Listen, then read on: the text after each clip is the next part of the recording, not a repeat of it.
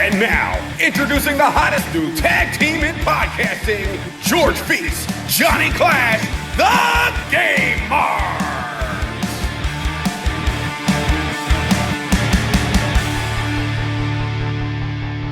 Welcome to the Game Marks podcast. My name is Johnny Clash. And I'm George Feast, and this week we are playing WrestleWar for the arcade and the Sega Mega Drive. And as always, leave us a review on Apple Podcasts and make sure to subscribe and rate anywhere podcasts can be found. Georgie, how are you doing this week? I am doing fantastic, John. How are you? Good. Last week we played WWF Royal Rumble for the Sega and the SNES. Any feedback? Any questions, comments, concerns? Quite the little episode we had there. A little some bonus guests. Episode, some guests, little Royal Rumble action. I mean, I don't know about you, but I thought it was pretty fun. I had a good time. We got to, see some new faces on the pod. Yeah. Hopefully they want to come back. The infamous Kenny G, not the oboe player. Oh, yes. And Platinum Max Caster, the first ever Creator Pro World Champion. And my new favorite, one half of Bear Country, Bear Bronson. Good dudes. All around, great episode. A lot of fun. I have to clarify one statement I made about Royal Rumble. Well, wait. You're forgetting one very important person from the bonus episode. Two very important people from the bonus episode as well. Okay. Well, I was talking about the Royal Rumble, but sure. Okay, but we released a bonus episode as well, and we mentioned 3 of the 5 people that were there.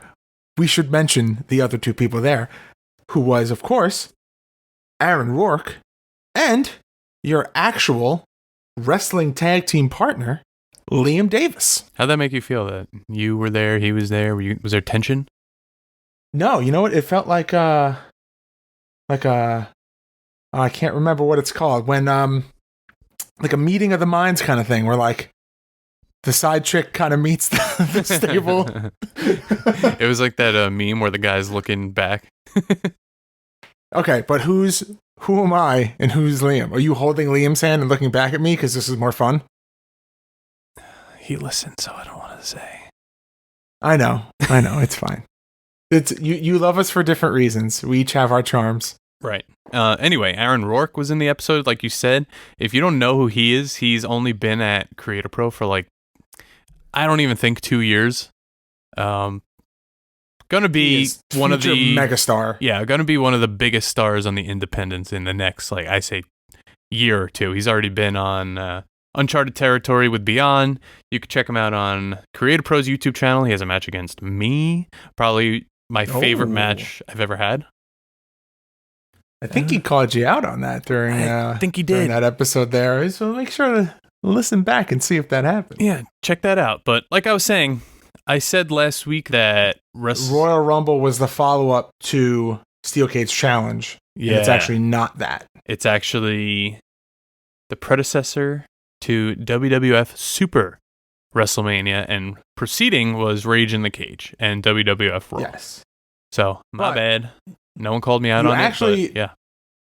Did end up correcting yourself in the episode later on when I was listening back, because you did say that Steel Cage Challenge and Royal Rumble released in the same year, which was true. Yeah, well, there was a lot going on. Yeah. I was saying, it's hard to, there's like 5-6 people in a room, and a lot of you and I have a hard time controlling this as it is. Yeah, a lot of yelling. Yeah. Someone else that we didn't mention yet that was in the bonus was Jay George, also from the independents in the New York scene. He's a guy I think we need on in the future because he's very knowledgeable. He's very knowledgeable about the games we don't know particularly, like the Japanese titles. He owns most of them, so I think that'll be cool. Yeah, he chatting him up a little bit while we were over there, and he is a... Plus, he's just a good dude. Encyclopedia. Oh, yeah, he's just great to hang out with. And he's so knowledgeable just about wrestling and about video games, and yeah, just an encyclopedia about video games. I was very, very impressed. Right. So up next, gaming news. As we said a few months ago, the release date for The Last of Us Part 2 has been pushed back to May 29th of this year. But right now, to hold you over on Amazon, you could pre-order the art of The Last of Us, a 200-page hardcover book also available in Kindle. For those Stadia users, Pro members will be able to add Metro, Exodus, and Guilt to their Stadia library for the month of February.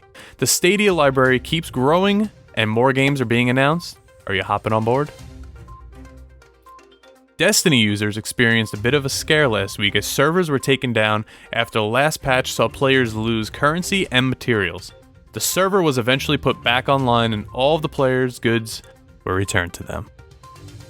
For all you GTA marks out there, Rockstar is teasing big things to come for the franchise over the next year after sending out a thank you to the fans for a record-breaking numbers for GTA and Red Dead Redemption. Could we finally be seeing GTA 6? And that's all the gaming news for this week. Check back later. Oh man, I gotta tell you, I'm a big GTA fan. I owned it for the PlayStation, and I actually ended up buying it on the computer a couple months ago. So, yeah, it's a whole different world going from PS4 GTA to PC. Now, is GTA is it cross-platform? I don't know, actually. I've never tried. Okay. I mean, I know that there are a few games that you can do, like Fortnite and Rocket League and Sea of Thieves. Those are all cross-platform, but I've never tried GTA. I mean, I wouldn't be surprised. It makes sense. It's such a huge and popular game. I don't know why they wouldn't. Yeah, at this point, I can't afford to give up all my farms, if you know what I mean, in the game. So, yeah, it's fine. But yeah, very excited about the potential for a GTA 6. Are you a Destiny fan? I have played Destiny 2, played through the storyline. I have a couple of online characters, but unfortunately, or thankfully, didn't experience the scare of losing all my materials. Okay, that's what I was going to ask. But yeah, I can imagine the horror and fear of losing all your... I mean, because that's a grind game. Right, and I've had friends in, like, Apex had issues with EA over kind of the same issue, and like you've said in the past, they are, like, impossible to deal with. Yeah. I mean, I gave them a chance over the holiday season. I think I mentioned it. I bought Battlefront 2 because there was a patch that came out around a year ago that fixed a lot of the issues that I personally had with the game. They removed a lot of the loot crates and reworked the currency in the game so that it seemed to be a little bit more fair. And man, there's just something so fun about running around and just hacking up things as Kylo Ren. It's just great. Yeah, I think I got to get on that train also. So, I mean, I'm just trying to get you on the PC train for the better part of 6 months now, so... Yeah, well, that's not happening. Hopefully one day I'll make you cross over. Yeah, console. We're talking about console. Anyway, up next, the question of the week. Hey, George. Are you ready? I said, are you ready? Boys and girls, children of all ages, the Game Marks podcast proudly brings to you our Pro Wrestling Tees store. Oh boy, brace yourself because the Game Marks podcast is now on ProWrestlingTees.com with multiple designs created by George and Johnny. So head on over to ProWrestlingTees.com/GameMarksPod today to either play it forever or future endeavor.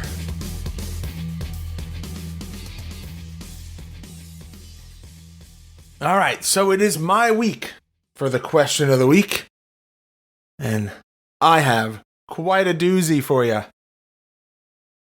We had talked when we were doing the Royal Rumble episode. We have talked about this when we were doing the Plug and Play episode, and we pretty much touched on this in every other video game that we have played.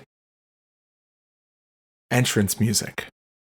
Ooh, okay. So my question to you, Johnny Clash, what is your number one all-time favorite wrestling theme song? All time? Oh my god. Would it be easier if we did top three? Because I know that Maybe? there's some real good ones. Okay, I could do a top 3. Okay. Oh, there's so many. Can I put NWO under one category for Wolfpack and Hollywood? Yeah. Well, I mean... 'Cause I don't want to take up 2 slots. I'll just put NWO asterisk. Okay. We'll just say, because it's not like the themes were exactly the same. Like, the Wolfpack theme is very different from Yeah, very Black and different, White. but they're both equally as cool. Yeah, all right. So we'll just say NWO as a whole, both themes is 1. Okay, I think my number 1, Drew McIntyre's Broken Dreams. Okay. Number 2, Gangrel. Oh, like Brood? The Brood, yeah. Okay. And number 3, I'm going to put the NWO. Okay. So that's... Oh, but what about the Hardy Boys? But what about AJ Styles? All right. I'm going to keep it the way it is. So give me really quick. Your number 3 is which one? The NWO. Your number 2 Gangrel. and your number 1 all time? I think it's Drew McIntyre's Broken Dreams. All right. I like that. I like the questions that when I ask the question to you, your immediate reaction is, "Oh God." Just because I know that means that your brain just went to a million different places and it's actually going to be tough. It's not like, "Oh, this is an easy question. I know exactly what the answer is." I feel like over the weeks we've gotten really good at asking like harder questions where it's not just like easy answer. I think I'm even thinking about it still. If I want to go like newer, like Finn's music is really cool. Finn's music and is also, really great. Gargano and Ricochet. I think like I randomly just start humming Ricochet's song like every day. Yeah, that's a good one. Yeah, even with the little pew pew. What about you? You know, I did this to you knowing that you would flip it and ask me. And Oh, okay, I'll answer for you. Stone Cold. no. The Rock. Mankind. So I know my number 1. DX. I know my number 1. Okay. So I'm trying to figure out. So I think my number 3 is...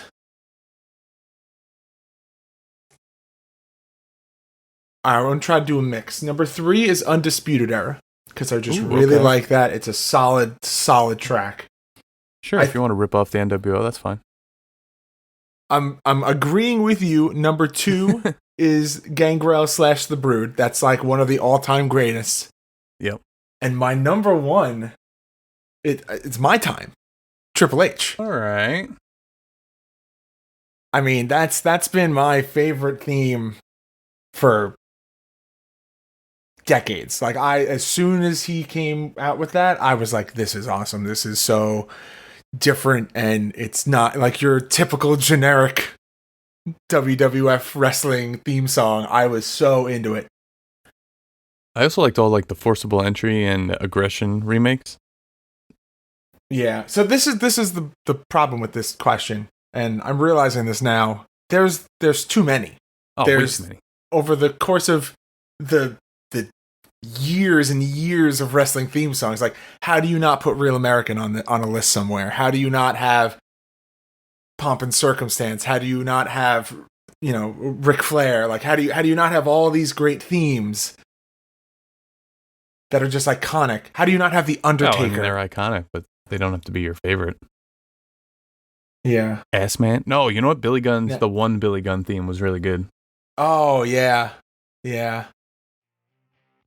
That's a good one, too.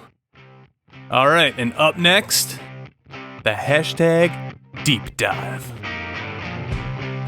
VGF Gamers are the largest silicone gaming brand in the USA. They have a variety of different and unique skins for PlayStation 4 and Xbox One consoles and controllers. Check out their products at vgfgamers.com and use code GAMEMARKS to receive 15% off on your order at checkout. That's GAMEMARKS at checkout. VGF Gamers. Better grips, better style. All right, George. Tell me about WrestleWar. All right, so WrestleWar. Released in 1989 in arcades and in 1991 on the Sega Mega Drive. Published and developed by Sega. The Mega Drive version released in Japan, Australia, and Europe. So, now, before you continue, I think when we had our guest last week and we brought up the Mega Drive, all at once they all said, What? What's that? I never, is that like Gamecast? Yeah. I don't think a lot of people actually know what the Mega Drive is, so pretty much it's just the Sega for anywhere outside of the US. Yeah. So different titles, some exclusives, this being one of them. There's really a whole extended library of releases and sequels to games that we got here, but did make the full trip over. So they were released outside of Japan, but they didn't make it all the way over to the States, so a lot of them were distributed throughout Europe and Australia. But WrestleWar is one of the arcade games that actually made the jump from inside a physical arcade cabinet to your home console. And, I mean, you'd love to see that happen. Oh, yeah. Even though it was a couple years apart, the games are pretty much similar. We're going to get into that later, the differences, but how about this artwork? Whew. Let's talk about this. So, if you throw this in your Google machine, you just type in WrestleWar art or WrestleWar box, you are pretty much instantly going to realize that you're seeing two very different things. So, there is the Australia Europe release of the artwork, and then there is the Japanese artwork of the Japanese release artwork, and so they just massive contrast. The one that made the cut looks like a heavily jacked, really tan Sylvester Stallone in a wrestling ring with the lights, with the WrestleWar logo, with the championship belt underneath his forearm for whatever reason. And then just the weirdest miscolored off-tone head I've ever seen. So you could tell the head was popped onto the body from, I don't know, maybe a picture or something, but that's where we get into the Japanese artwork. Oh, okay. So if you want to search, pull up the Google machine, search WrestleWar Japanese artwork, you will see someone who looks identical to Hulk Hogan on the cover with a red background that shows, Road Warrior, Hawk, got Abdul the Butcher. It looks like someone in a hockey mask, Bruiser Brody, Stan Hansen. It says, what does his bandana here say? Pretty much looks like a Mega Powers bandana, but it's blue. Now, we know the red and yellow. But this is blatantly Hulk Hogan. Oh, yeah. But this Hulk Hogan lookalike was changed for the international release, and all of the guys in the background were stripped away, obviously for copyright reasons. So that's why we get weird-looking Sylvester Stallone guy on. I first, honestly, from like a distance, it kind of looks like Rocky Johnson, but then you look closer and you're like, oh, okay, yeah. And then I mentioned to you, I was like, who is this? And you said maybe it's the main character of the game, Bruce Blade? Yeah, so in the game, when you play through, whether you're playing single player or multiplayer, whoever's player one is locked into playing the main character, Bruce Blade. And it has to be. It's the only person in the game that bears a striking resemblance to this mismatched toned guy on the cover of the box. So yeah, I could see it. It's obviously the differences between this. This looks like a drawing, like a painting. Yeah. Yes, it does. As opposed to the 16-bit character. It's so weird. Yeah, so about the gameplay, like you said, you take control of Bruce Blade the entire time? Yeah, so you play through as Bruce Blade through a series of matches to win the Sega Wrestling Alliance Championship. I want to know what that belt looks like. What do you think? I think we could see it on the cover. No, I want, in my head for some reason, I know that you see it very faintly in the background. It's covered by the logo and by Hogan's forearm. But in my head, I wanted it to be the Sega colors. So I wanted like the white leather and like the big blue Sega logo on it. Oh, not opposite like the SmackDown tag title. Yes. The giant nickels. So you win the Sega Wrestling Alliance Championship by facing the entire roster of wrestlers, which we will be getting into later. Most of the wrestlers are based on a real-life counterpart. And this is where we get into the roster. So they're based on real wrestlers, and for some reason, the Japanese version, they said, why don't we just put pictures of these unlicensed wrestlers in the background? And the most popular wrestler in the world at the time, even maybe now, on the cover, and we won't worry about it. I mean, different times. I mean, we're talking about 1991 here, so I guess we also don't know. Maybe there was like a deal in place that fell through or something. It's possible. Hogan did do a couple of stints in Japan. Yeah. And I would call this the SWA Championship, but I think there's like 9 indie promotions in New York called SWA, so we'll keep it Sega Wrestling. All right, so for this roster. Oh, jinx. Go. Same time. All right. You know what? I'll let you go. All right. So this roster. First, we have the Mohawk Kid, who's not based on a real-life counterpart. That's a created wrestler in the game. So then there's Sledgehammer, who's based on Bruiser Brody. Mr. J, based on Jason Voorhees from Friday the 13th. Also based on a wrestler called Jason the Terrible. But Mr. J makes me think he's got a little Joker ties in there, too. Yep. Especially with the green hair. And the pink body. Yeah. Don Dambuster, based on Road Warrior Hawk. That's actually a pretty cool wrestling name. But this one's my favorite. Mad Dog / Nimrod Falcon, a generic high-flying masked wrestler. There is Titan Morgan, who's based on Hulk Hogan. Buckskin Rogers, based on Stan Hansen. And Grand Kong, based on Abdullah the Butcher. How do you think they get the alternative names? Because Titan Morgan is nothing like Hulk Hogan. No, but Titan, Titan Sports, WWE, WWF. All right, and I guess Morgan, Hogan. Yeah. All right. That was a lob. Yeah. How about how do you get from Buckskin Rogers to Stan Hansen? I think they just sat around and said, "Hey, what's the most redneck cowboy name we could think of?" And hey, what about Buckskin Rogers? Okay. All right, I'll give you that one. Yeah. So why don't you take us through, like, what the game looks like? All right. So I don't want to so much take everyone through this. I feel like this game needs more of a discussion. Like you and I gotta talk about this a lot. We're diving into this.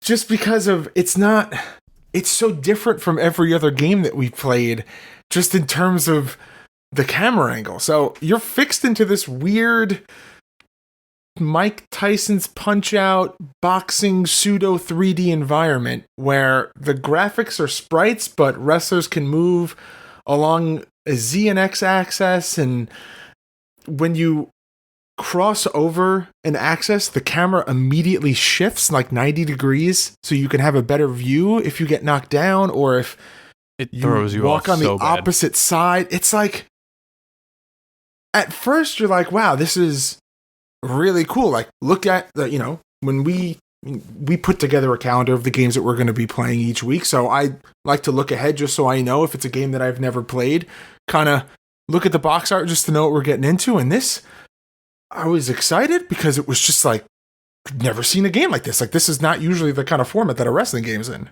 Yeah, I think the part I hated the most was not only the camera like flipping on you, but how you move with your opponent. So rather than having like a full view of the ring, if you move up, you could only move up as far as the screen, and then you have to wait for your opponent to come with you. Kind of like, I would say like the old wrestling games, like running backstage, you couldn't move until your opponent came with you.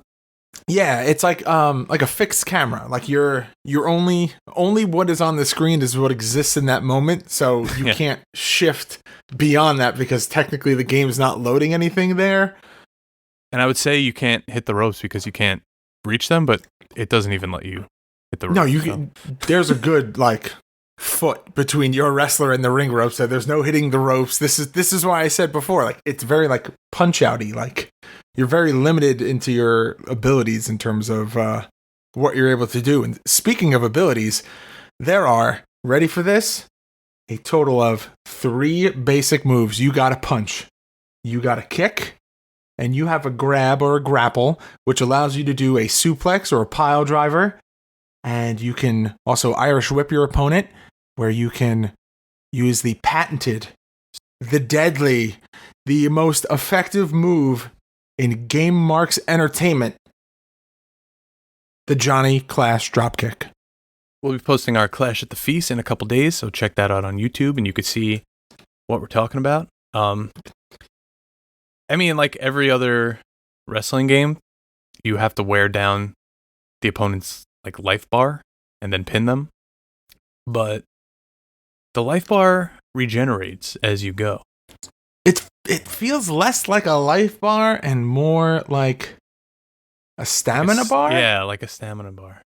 Like it's almost like that in and out of combat kind of style, which is, it works. It's what a lot of the big games do now. You have your stamina bar when you're in combat, you do moves, it diminishes, and then as you take a step back, slow the pace a little bit, do some less high impact moves, it gradually goes back up. But this is your life bar. This is the whole means to the match. It seemed inconsistent too, because there was a point where you had me all the way down and I was just walking around the ring and it was just slowly coming up, but your health bar was just full. Yeah, it's very strange.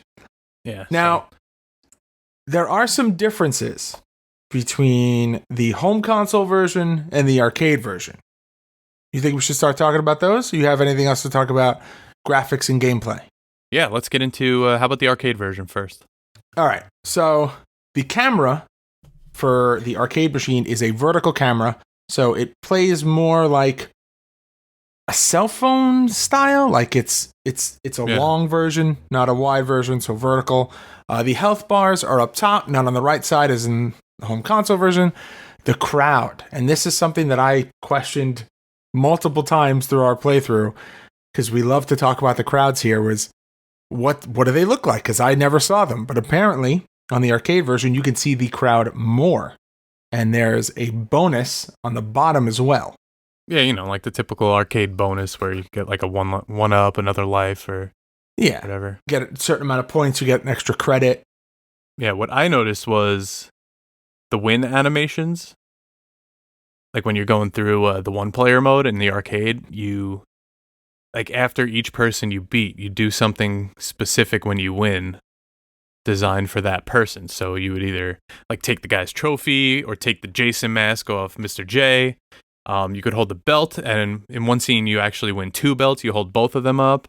When you beat what's his name, Roadhouse, Bunkhouse, Buckskin Rogers, you take a bottle of beer and pour it into your mouth. I thought that was cool. Oh.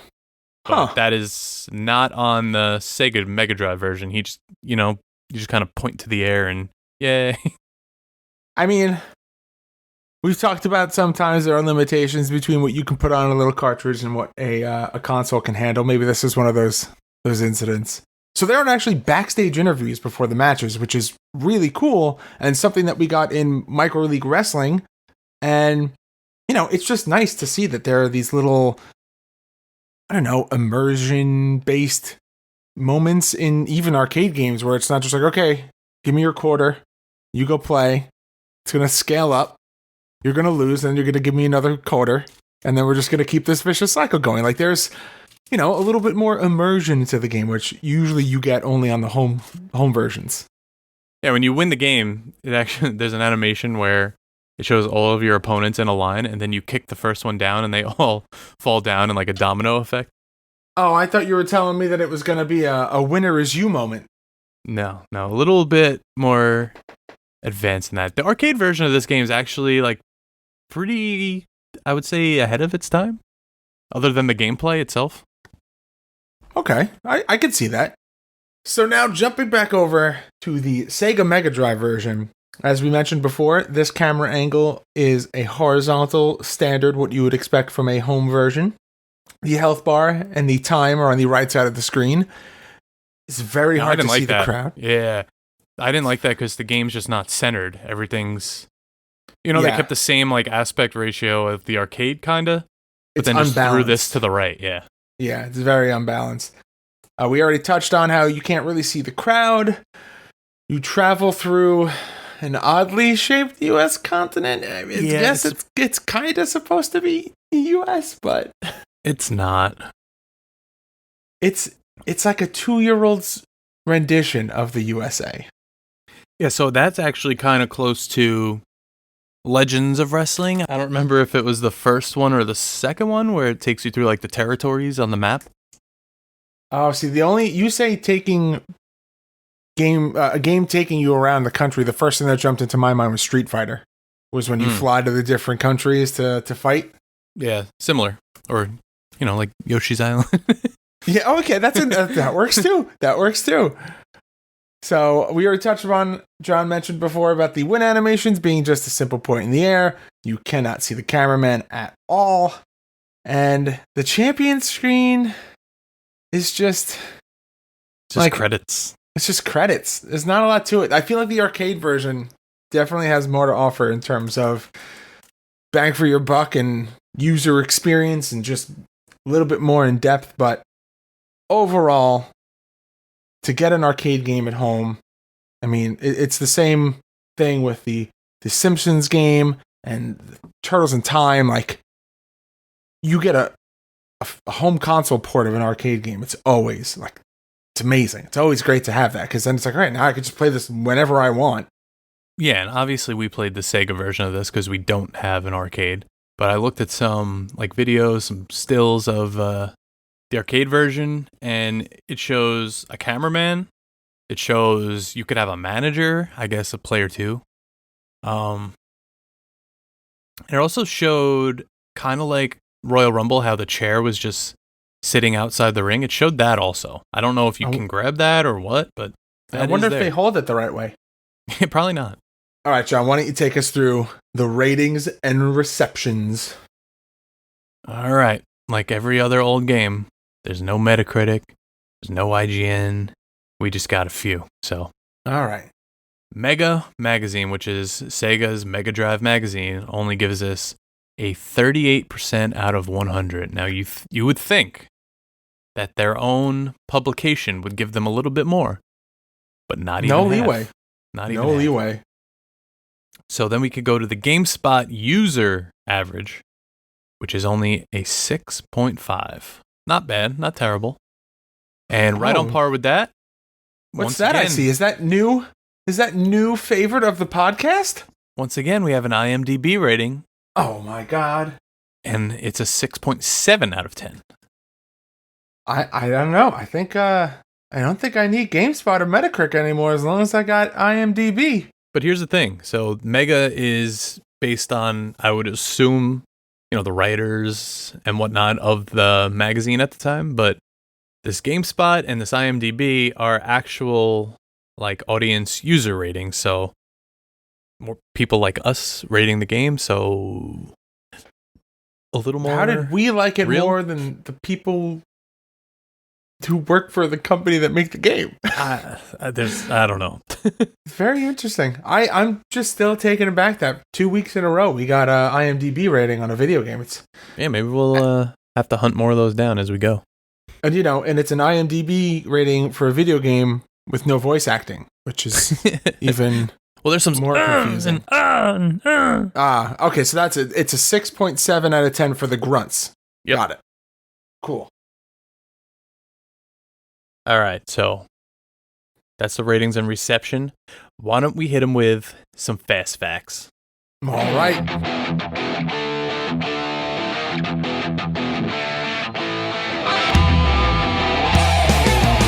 All right, so the WrestleWar game board is available right now on eBay for $400 if you want to add it to your arcade cabinet collection.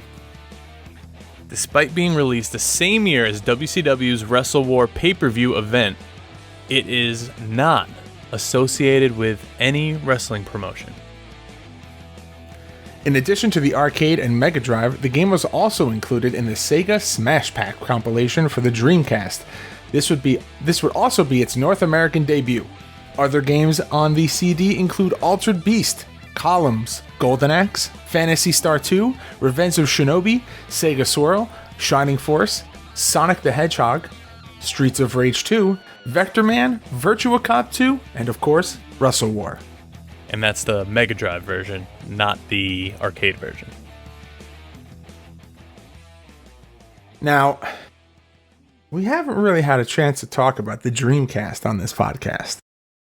Where do you sit on the Dreamcast? Was it something that you had and played? Did you ever get a chance to experience the Dreamcast as a whole? As it was out, I never had it. I never knew anyone that had it. I mean, I've played it like later. The only wrestling game I know for it is Royal Rumble. And I used to play that on an arcade at this resort my family used to go to. Oh, okay. So yeah. I actually have a little bit of experience with the Dreamcast. My best friend growing up had one, and we played everything. You had Soul Calibur, you had Crazy Taxi, you had Phantasy Star Online, and yes, you had, of course, Royal Rumble. But just a very underrated, innovative console. I think it was just a little bit ahead of the curve in terms of the features that it offered, and just I think it's very underrated. It's a very cool system. Can't wait to play some of the games on the pod. Yeah, so I see Altered Beast up here, which reminded me of the show Altered Carbon. Have you ever watched that? I have not. Okay, it was on Netflix about a year or two ago, but they just announced season 2. And if you're into sci-fi stuff, which I know you are, I know you're a Star Wars guy, it's really not like that, but it's in the sci-fi genre. I think you should check it out. I think everyone should check it out. It's a pretty sweet show filled with like action and just crazy stuff going on. My current Netflix binge is Comedians in Cars Getting Coffee with Jerry Seinfeld. I like that a lot. We just started the new season. It is pretty much my favorite show because I am a car guy. I appreciate a good classic or sports car. And see, that I didn't know about you. Oh yeah, I've been going to car shows pretty much my whole life. Oh, and yeah, it's just, I mean, how do you not love Jerry Seinfeld sitting and telling amazing jokes and amazing stories with other comedians? It's great. In my hometown diner. Oh yeah, him and Alec Baldwin, right? Yep. I've sat in that seat before. Clash watched that episode, found the booth that they were sitting in, and went, yes, I'm going to go sit. I'm going to go eat a diner cheeseburger in this booth. And then, my best Jerry Seinfeld impression. What's the deal with diners? What's the deal with pie? And then they asked you to leave, right? That's it. Yep. Cool. So what do you say we get into our weekly tournament, Clash? Let's go. It's time for Clash at the Face.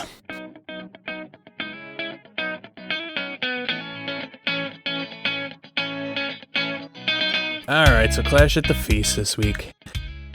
As we said before, the first player could only be Bruce Blade. So you were player 1, you were Bruce Blade, and after a hellacious battle of trying to hit the ropes and move the camera without really freaking us out and switching 90 degrees and all that fun stuff, you hit me with probably the weakest strike in the game. Not the dreaded dropkick? My health bar didn't regenerate quick enough.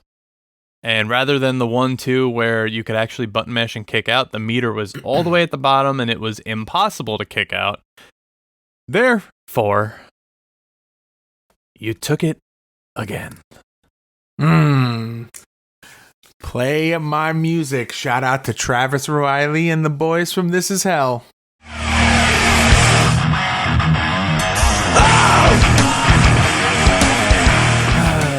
So you're up 14-8.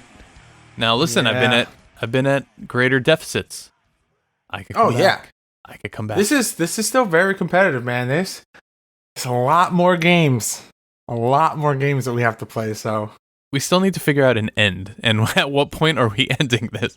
Is it after a year? Is it after 6 months? So do we do seasons? Like, maybe that's something that we open up to a question to everybody. How do you think Clash and I end this tournament? Is it we do it for a year, and every year on our anniversary of when we released our first episode, that's how long the season runs, and then we have like one big final tournament of a game that you guys vote on, and that's the deciding factor in like a best of 3?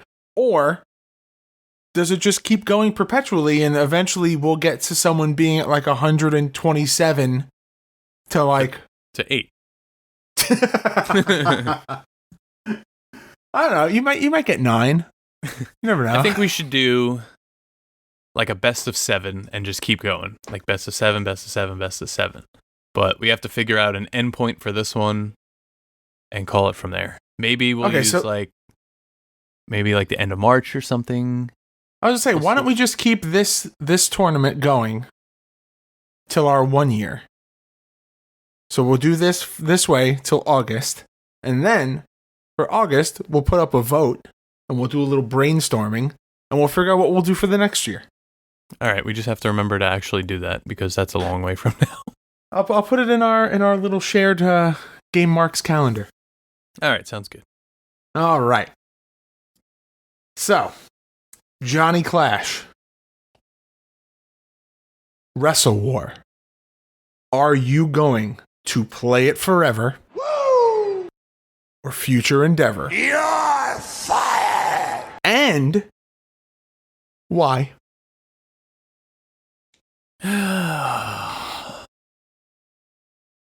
So, the Sega version, which we played, I thought it was completely terrible. I thought it's probably one of the worst games I've ever played on this podcast so far. And we played Fire Pro Returns or whatever it's called. Can't understand your hate for this game. Will is going to be very mad. I am going to future endeavor with the asterisk that I would like to play on a cabinet the arcade version and see how it matches up. You're fired! Wow, this is 2 weeks in a row that you've done. Oh no, this is pure future endeavor. I just wanted to, there's a glimmer of hope. Probably There's not. a silver lining to the arcade cabinet, But probably not. And what about you? I mean, I'm right there with you. To me, the game felt incomplete. It felt unfinished. It felt like there was an aspect missing. Now, this could just be, because we've played more cohesive wrestling games. We've had such immersive experiences, and we're coming on the tails of one of the greatest console 16-bit generation games in Royal Rumble. So going from that to this is it's night and day. I will say this. The punch-out aspect camera ratio was interesting. It's what got me excited to play the game because it's such a different aspect for a wrestling game. But I would like to have seen a more flushed out, like more moves, being able to go up on the top rope, being able to control your own run and Irish whip would have been nice. But yeah, I'm future endeavor as well. You're fired! With the also silver lining of the arcade cabinet. Should we ever come across one, I would very much put my quarter in and give it a shot. Hey, $400 on eBay. Let's go. All right. Oh, Speaking of getting money. Wait. So I keep getting a notification that the double player Acclaim NES wireless controllers in the box, not brand new, but pretty damn close, keeps coming up on eBay, and the price keeps going down because no one buys it.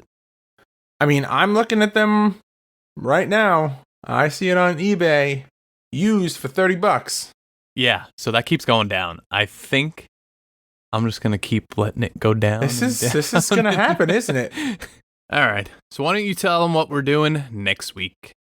All right. Next week on the podcast, we are playing Ultimate Muscle Legends vs. New Generation. Ooh, yeah. All right. That'll be our first GameCube title. No, it is not, actually. We played Day of Reckoning. Oh, yeah. Wow. That was so long ago. That was what was that, like our second or third episode? That was our first. So that was one of our first. That's very, very early in the pod. Wow. I can't believe you've managed to do this long with me. I'm surprised we've made it this far. Well, we're in it for the long run now. Take them home. All right, so that is going to do it for us this week on the Game Marks Podcast. Do not forget to follow us on all forms of social media at Game Marks Pod. Leave us a review and a rating on Apple Podcasts and subscribe to this podcast wherever great podcasts can be found. And hey, don't forget to check out our Pro Wrestling Tees store at prowrestlingtees.com/GameMarksPod. And as always, say goodbye, Johnny. Game over. Mark.